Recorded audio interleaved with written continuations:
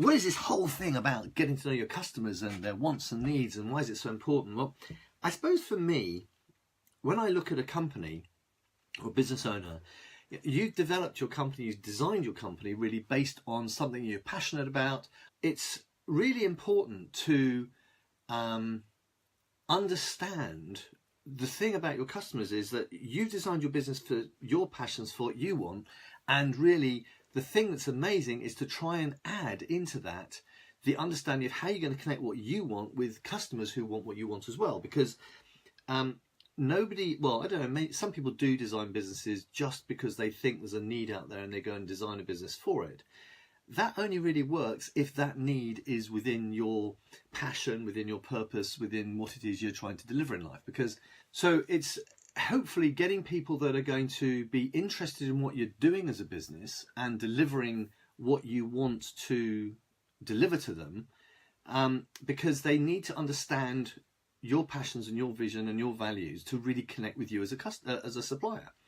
Now, if you're designing a business just to meet a need out there and it's not something you're passionate about, then your customers aren't really going to get the value out of that. So today I want to talk to you about this thing called, the wants and needs of your customers, and then really importantly, the motivation. What motivates a customer to become your customer?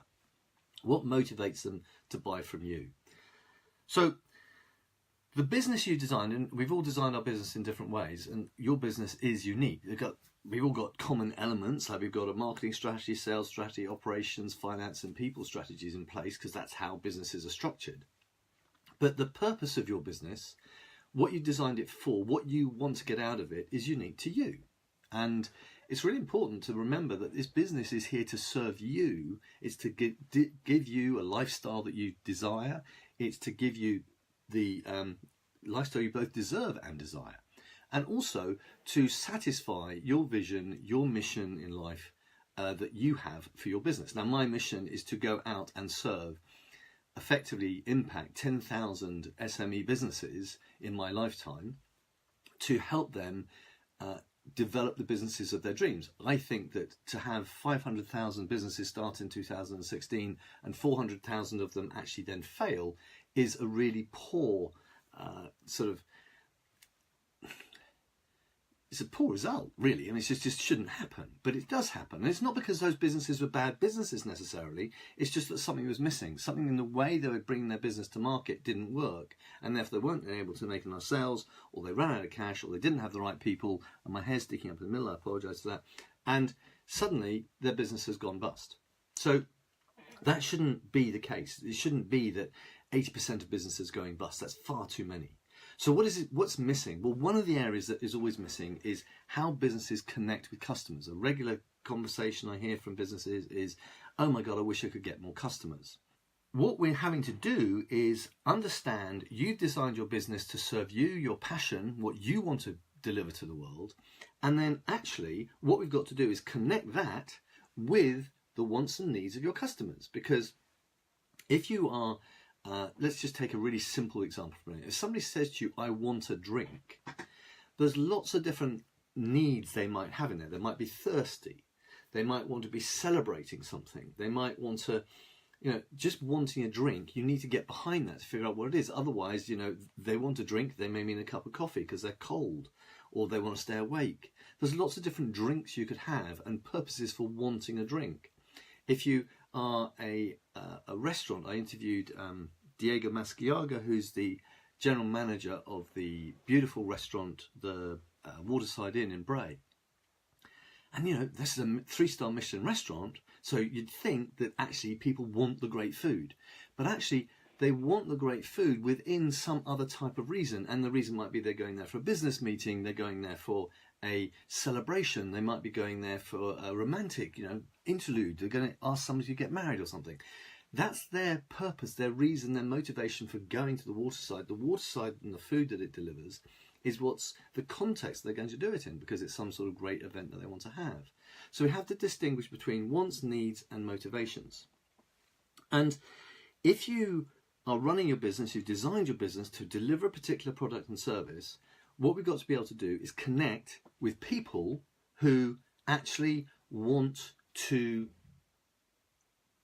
consume your products and services, and really importantly, pay you for it. Because if they don't pay you for it, then we don't get to see it. So what we're trying to do here is understand the difference between somebody who's interested in your business and isn't going to pay, but somebody who's interested in your business and is actually going to pay you for it. Because that's the part that becomes really interesting, because that's when you make your money. So if you want to connect with your customers today, we are in this amazingly noisy world. I mean, what's just happened on Facebook is Facebook has just changed its prioritization or its algorithm of how it knows to put different stuff in front of you. And it's done that because it's actually saying, well, people on Facebook want to get back to the original idea, which is about connecting people on friends and family, sharing information about people. But what they're going to stop doing is putting so many adverts in your stream. So someone like me or a business has to find out a different way of connecting with the customers, which is why we're now starting doing lives, because Facebook's saying to us, if you want to connect with your customers, do live presentations, do it in groups and on your Facebook page, because that's where people are going to come to you, because we know those people are following you, and therefore if you're doing lives and you get interaction, you get questions in your lives, then people are going to actually come to that position better, and Facebook are going to promote it more. But if you're a small business and you want to get in touch with customers, you have to do something that the customer's interested in. You have to connect them in a way that that customer is going to come back to you and connect with you. Now, traditionally, we used to have adverts in papers. We used to do adverts on radio, still very popular today. Radio advertising is still very successful. We'd send leaflets. We'd do direct mail to new customers. Direct mail to new customers isn't such a success these days. But funny enough, direct mail to existing customers or people who've bought from you is a very successful medium today. Very successful indeed. But then there's this whole new medium, and we have two types of, if you like, promotion, which is the good old-fashioned Google AdWords, which is search promotion. So people are searching for a particular thing, and you are putting an advert up that will, if they say, I'm looking for a business coach in Liphook, then they'll find Adrian, who's a business coach in Liphook, and my advert for that will come up. But if they're looking for a business coach in Haslemere, I wouldn't come up necessarily, or Manchester, for example. So you can be very specific about targeting your customers in a particular way. So that's one way of advertising, and one way of connecting with the customers is responding to their search. But then Facebook came along, and we had this new idea, which was called interruption marketing, which is when you're telling stories and putting out information that engage people in thinking about something that you, a service or a product that you might have, or just actually getting engaged and understanding who you are and getting that social connection, because remember, it's social media first. So if you're going to stand out in this world where there are these two different types of way of connecting with customers, you have to understand something about your customers to be able to do that. Because if you're going to put up a search criteria or search terminology, you're aiming at the search world, so Google and Google AdWords, you've got to know what your customers are looking for. So you've actually got to understand the pain point that your customer has, so you can actually talk directly to that. Because if I'm looking for a roofing contractor, then I've got to be putting things in there. They're going to put my advertisement in front of people looking for roofing contractors. But I may just not type in roofing contractors. It may be something like, how do I fix my roof? Or it might be something like, my roof's got a leak, help. Different people type in different things, and those in the Google AdWords things are called your keywords or your keyword phrases. So if you understand what your customers are saying, you can put those in, and then more people will see your advert. But it goes a bit further than that, because that's what they want. But the other question is, why do they want it? So going back to the drinking thing, if I want a drink, it's really important for me, if I'm a supplier of drinks, to know why you want that drink. Is it because you want to have a celebration? Because then I'm going to put a particular type of drink in front of you. Or is it because you're cold? I'll put a different type of drink in front of you. Is it because you're thirsty? Is it because you're dehydrated? Is it because you're a sports player? Is it because you want to have some nutrients, or you want some low energy? I mean, if you look at the water shelf today in a supermarket, you've got energy drinks, you've got alkaline drinks, you've got flavored drinks, you've got all sorts of different types of drinks. They're all basically water, but all presenting in a slightly different way to meet specific needs of that particular customer. So you've got what they want, a drink, then it's identifying what they need. Because if you know what they want, what you can then do, and if you know why they want it, you can figure out what it is they need. And you're never really selling to people what they need. What you're selling is to their wants, but you're delivering, you're providing them with what they need. And the gap between what they want and what they need is the why, the reason, the motivation that they have for looking for or wanting that particular thing. Because it's serving their need, or it's solving their problem, or it's maybe their aspiration, their dream that it's serving. It's enabling a dream, or it's removing a pain. And so when you decide what your products and services are, it's then really going and looking at your customers and thinking, well, how could this be relevant to my customer? Now, a very good friend of mine, Glenn Burgess, has an amazing tool called the Pain Matrix, which he allows me to use in my work, and I use it in my course, and I use it with customers on a regular basis. And the general idea about the Pain Matrix is to get to the language that your customers would be using about their pain point.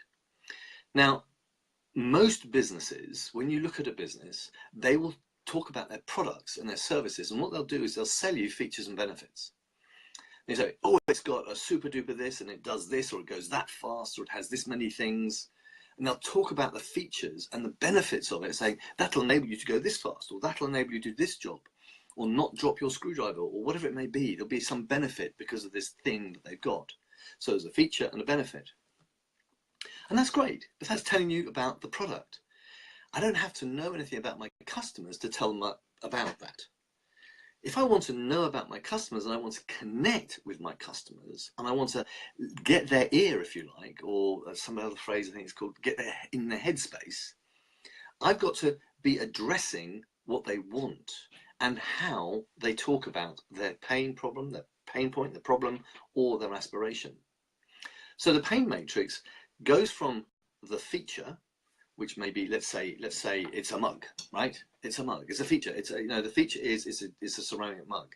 The benefit of the ceramic mug is I'm going to make this up, but it's like it really holds its temperature. It's an insulated ceramic mug. It's a special new insulated ceramic mug. It really keeps the coffee warm for a long time. Now, I've now got an insulated mug that really keeps the coffee warm for a long time. So that's a feature and a benefit. But who's that relevant to? Who am I going to advertise it to? And what am I going to say to them? Because if I take that a stage further and say, okay, it's an insulated coffee cup, that's the feature. The benefit is it keeps the coffee for a long time, warm for a long time. The pain point that is solving is somebody who might be saying, oh, my coffee goes cold too quickly. Or I can never have a coffee cup outside because the coffee just gets too cold too quickly, or something like that. It's going to be about the coffee getting cold too quickly and not retaining its heat. So that's the complaint or the pain point. If that's the case, how would that person talk about or describe their complaint about their coffee cup not getting hot enough or not keeping the drink hot enough? Now it's taking that pain point is actually getting to a pain statement. And the pain statement is what the customer would say to a mate, to somebody else, when they're complaining about their problem. And their problem is their coffee goes too cold. And we take it and we try and phrase it and we put an emotional statement into there. So we might say to somebody, do you get really frustrated that your coffee just goes cold too quickly? Wouldn't it be great if, now I can introduce a benefit, if there was something that was going to make sure your coffee stayed warmer longer? We have an insulated ceramic coffee cup, and what that does is it keeps your coffee warmer for up to 10 minutes longer than a normal ceramic cup. So please, why not go and buy one of these today? Now, if I've talked to somebody directly about their pain point, so you're talking to somebody who works outside a lot and wants to have warm coffee, immediately we've had that conversation, they're going to go, that's me, he's talking about me. The pain point is addressing in their lifestyle, not just the benefit of your product. So if you know the benefit of your product, great, you've got to be able to connect it with something going on in their life. So whether it's consulting, whether it's hairdressing, whether it's beauty salons, we had to think about what was the benefit of the treatments we're giving our customers to the person in their lifestyle. If you're a hairdresser, is someone coming in for their haircut because they want to go to a business meeting and look smart? Or is it because they want to look flashy and gorgeous because they're going out for a night? Different haircuts are different things. So the haircut's got to suit the impact it's going to have on their lifestyle. Absolutely right. And when you have that, you're then able to start to create really good language, really good stories to connect your customer, their lifestyle challenges, pain points, or aspirations with the features and benefits of your products and services. So much advertising doesn't do that. So much advertising really just is about, oh, I've got one of these, it goes faster, it does this, aren't you lucky? And leaves the gap for the customer to fill in. And there's so much noise out there going about, you know, buy this, buy this, buy this, buy this, because it's one of these, without people saying, hey, actually, you're a customer. I know a little bit about you. You have this challenge, this problem. So why don't you look at this little thing, because it addresses your problem. And by the way, here it is. We've got it. We thought about it. And that's the challenge we've got in a business. When you start a business, is connecting the products and features and benefits of your business to the lifestyle challenges that people have that you're going to solve.